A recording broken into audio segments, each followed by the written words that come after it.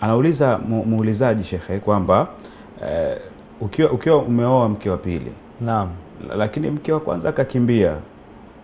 Ndio. Akaenda kwao akasema harudi tena. Je, kisheria yeye anafaa kufanya nini? Mwanamke kama mwanamke hapaswi kuondoka ndani ya ndoa kwa sababu ya kuolewa mke mwingine. Kwa sababu ile ni haki ya yule mume, na muda wa kuwa yeye alikuwa na haki zake anazipata, asiondoke, kwa sababu ule ni wivu tu wa kibinadamu ambao kwa mwanamke yeyote anaweza akatokewa, lakini ule wivu usipelekee kuivunja ndoa yake. Sasa Kwa sababu wivu uko aina mbili.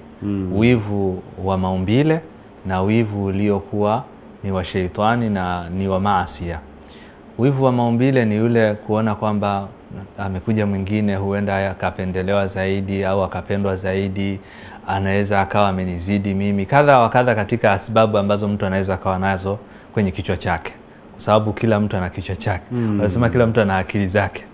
Sasa vile atakavyojaji mwanamke kibinadamu, kama anavyoweza kujaji mwanamke yeyote ile ni kawaida.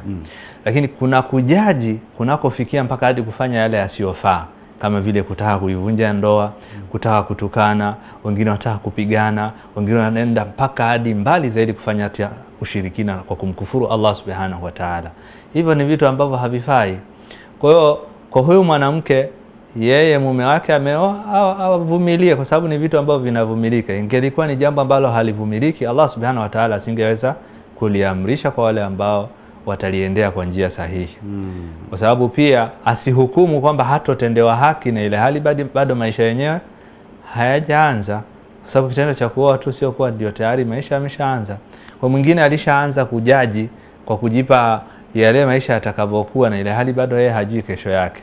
Huyu atakuja kunidhulumu, huyu atakuja kufanya kadha wa kadha, huyu atakuja kufanya kadha wa kadha, katika mambo ambayo anahisi kwamba atafanywa na ile hali bado hajafanywa. Sasa anaanza kuivunja ndoa, bado hayajatokea. Sasa huu ni wivu ambao ni mbaya na ambao hautakiwi, kwa sababu utapelekea kuvunja ndoa pasipo sababu. Na Mtume SAW salama akalikemea jambo la mwanamke kuivunja ndoa pasipokuwa na sababu ya msingi. Ayuma mraatin saalati min zawjiha talaqi min ghairi ma ba'sin fa haramun alaiha raihatul janna.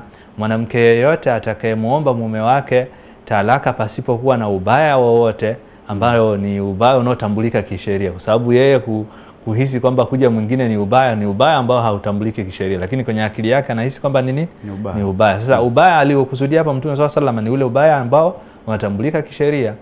Faharamun alaiha raihatul janna, ni haramu hata ile harufu ya pepo ya Allah Subhanahu wa Ta'ala, kwa uovu na kwa uzito wa dhambi aliyoifanya. Anapaswa avumilie na anapaswa aendelee na mapenzi na mume wake, aendelee kumfanyia haki mume wake, asizivunje haki za mume wake juu yake. Kwa sababu mwanamke mwingine mume anaoa tu, yeye anabwaga vitu vyote, hampiki, mpaka hata haki ya kitandani hatoi, kwa kisirani tu.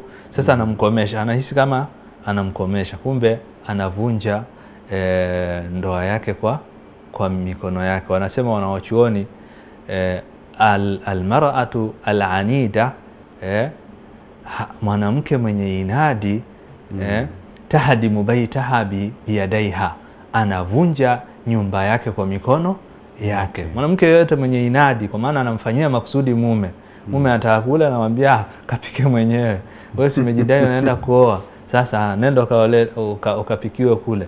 Mume anakuja nguo chafu, nenda ukafuliwe kule. Mume anataka kutoka nguo hazijapasiwa, nenda, kila kitu anambwagia mwenzake. Hadhihi almar'a, mwanamke wa sampuli hii, tahdimu baitaha biyadaiha, anaivunja nyumba yake kwa mikono yake.